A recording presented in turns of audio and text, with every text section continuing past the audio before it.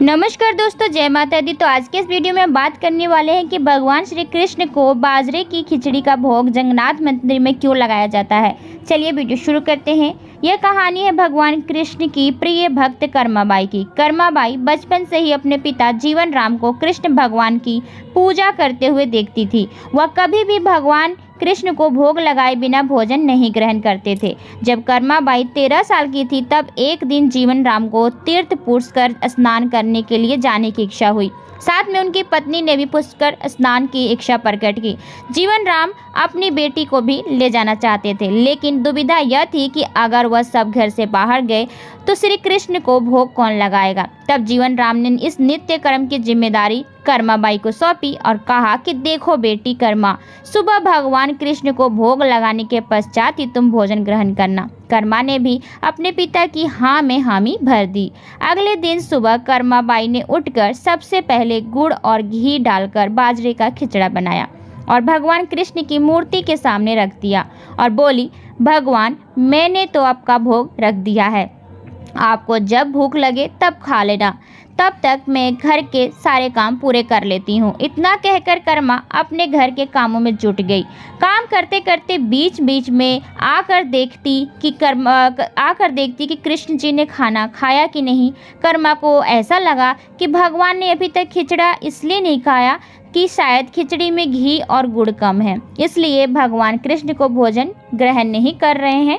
तभी कर्माबाई ने खिचड़ी में थोड़ा सा गुड़ और घी मिलाया और मूर्ति के सामने बैठ गई। वह बोली, भगवान, मेरे पिताजी जब खिलाते हैं तब तो आप बहुत अच्छे से खा लेते हो, तो अब क्यों नहीं खा रहे हो। और अभी तो पिताजी बाहर गए हैं, उन्हें आने में बहुत दिन लगेंगे, तब तक आपको भोग लगाने की जिम्मेदारी मुझे दी गई है, इसलिए जब तक आप भोजन नहीं खाओगे मैं भी कुछ नहीं खाऊंगी। इस तरह की जिद पर अड़ी नन्ही कर्मा की प्यारी बातों से कृष्ण भगवान का सिंहासन डोल गया और फिर मूर्ति में से आवाज आई, बेटी कर्मा, तुमने तो पर्दा तो किया ही नहीं, तो मैं भोजन कैसे ग्रहण करूं। तब कर्माबाई ने मूर्ति के आगे अपनी चुनरी का पर्दा किया।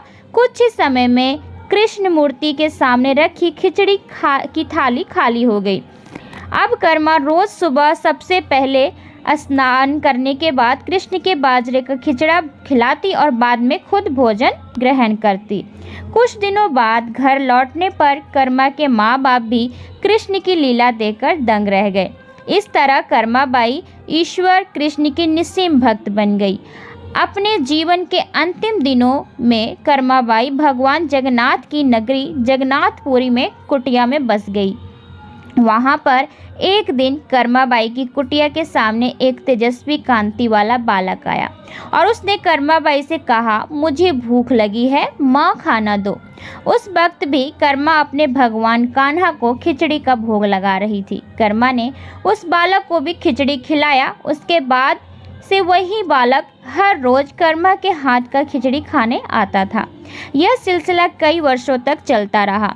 वह बालक कोई और नहीं, स्वयं जगन्नाथ भगवान थे, क्योंकि जिस दिन कर्माबाई का देहांत हो गया उस दिन जगन्नाथ भगवान की मूर्ति की आंखों से आंसू बह रहे थे और उसी रात मंदिर के पुजारी के स्वप्न में जगन्नाथ भगवान आए और अपने दुखी होने का कारण बताया कि उनकी परम भक्त प्रिय भक्त कर्माबाई गोलोक सिधार गई हैं। अब मैं रोज सुबह उसके हाथ की खिचड़ी खाता था, अब मुझे खिचड़ी कौन खिलाएगा। अगले दिन से ही मंदिर के पुजारियों ने निर्णय लिया कि भगवान को रोज बाजरे के खिचड़ा का भोग लगेगा और उस भोग का नाम दिया गया कर्माबाई की खिचड़ी। तो उम्मीद करती हूँ कि आज की वीडियो आप सबको अच्छी लगी होगी। चलिए मिलते हैं आपसे अगली वीडियो में, तब तक के लिए आज्ञा दीजिए। धन्यवाद।